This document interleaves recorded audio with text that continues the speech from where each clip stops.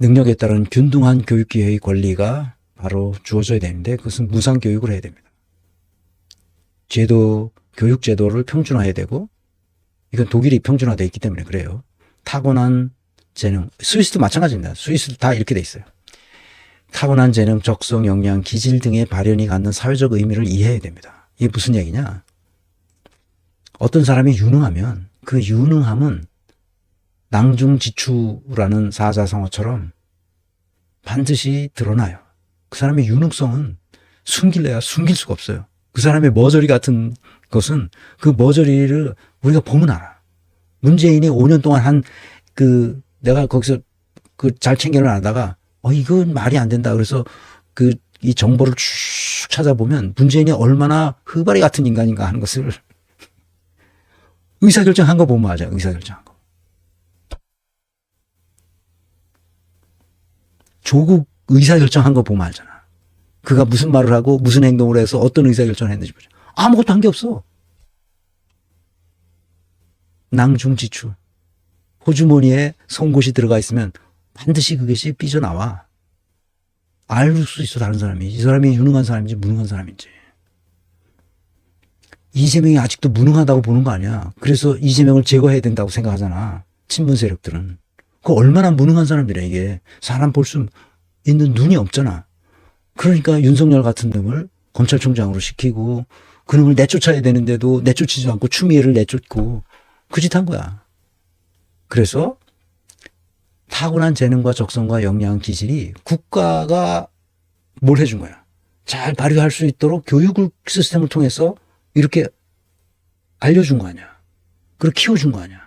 그러니까 그 키움을 받은 사람들은 공동체에 대해서 내 재능과 내가 지금까지 했던 그 학문적 그 소양을 다 공동체에 대해서 기여해야 되겠다 생각하는 거지.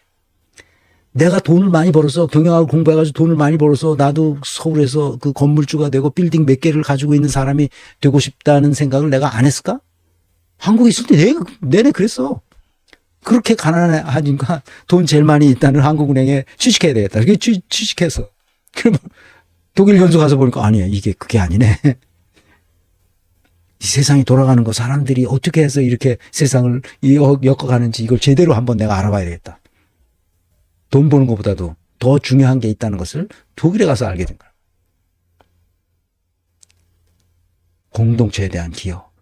이것이 그렇게 중요하다고 스스로 생각하게끔 그 분위기가 그렇다는 거야. 아까 사실부합성과 인간부합성 얘기를 했는데 교육에서 그것을 만들어줘야 돼. 분석적 사고를 통해서 합리적 사고, 비판적, 추론적 사고를 거쳐서 개념적 사고가 나올 수 있도록 개념적 사고를 한다는 게 아주 고등한 정신 능력이에요. 그러니까 문제는 개념적 사고가 아주 낮은 수준이에요. 그거 잘 못해. 뭘 해야 되니 이 전체 판을 보고 이게 뭐다. 그래서 내가 뭘 어떻게 해야 된다. 어떤 전략을 써야 되겠다. 이런 생각을 하는 게 개념적 사고거든. 그걸 못해. 그러니까 나라를 이 꼴로 만들어 놓은 거야. 윤석열은 말할 것도 없고 자기가 못하니까 다른 사람이 개념적 사고를 못하는 사람인지 개념적 사고가 있는 사람인지를 분간을 못하지. 당연히 자기가 못하니까. 그러니까 프로그램적 사고는 우리가 순차적으로 그 음악회 가면은 음악 프로그램을 하나 주잖아요. 그래서 첫 번째 연주는 뭐하고 두 번째 연주는 뭐하고 인터미션에서는 언제 끝나고 그다음에 4로 2부로 어떤 곡들이 여기 다 이게 프로그램이에요. 이 프로그램적 사고 순차적으로 시퀀스가 생기도록 만들어주는 사고. 근데 3살짜리도 알아. 자동차 가지고 어딜 해야 어떻게 다음에 어떤 반응이 나오고 이 장난감이 그 다 프로그램적 사고거든. 인간은 그렇게 프로그램적 사고를 할 수 있게 태어났어. 거기서 플랫폼적 사고를 하고 시스템적 사고를 하고 조직론적 사고를 하는 거야. 그게 바로 뭐냐? 개념적 사고야. 개념적 사고를 못하니까 정치인들이 엉망진창을 하는 거야. 정봉주 개념적 사고 불가능합니다. 김어준도 개념적 사고가 아주 부족해요. 전혀 못하는 건 아닌데 부족해요. 개념적 사고를 못하는 사람들이 누구야? 지금 대부분의 정치인들이야.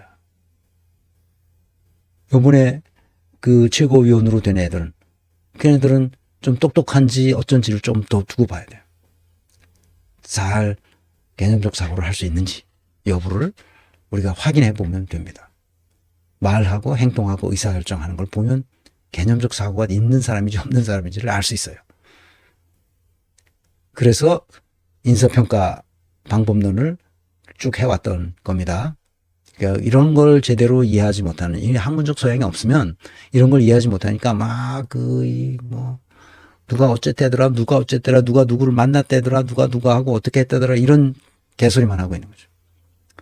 이런 개념적 사고력이 부족한 게 바로 우원식 이런 사람이에요. 그래서 국회 운영이 좀 멋있게 스무스하게 잘 운영될 수 있도록 하고, 윤석열을 향하여 한마디 뼈 때리는 얘기를 하고, 그래서 국가의 기능이 제대로, 국회 기능뿐만 아니라 사법 기능도, 그러니까 사법부도 우리 직접 통제를 해야 되면 국회가 사법부에 대해서도 똑바로 하도록 얘기하고, 국회가 그럴 기능을 가지고 있어요.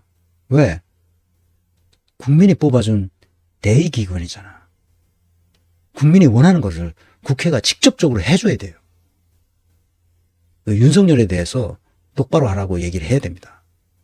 지금 21번째인가 22번째인가 거부권을 행사했다는데 국회의장이 한번 혼쭐을 내놔야 돼요.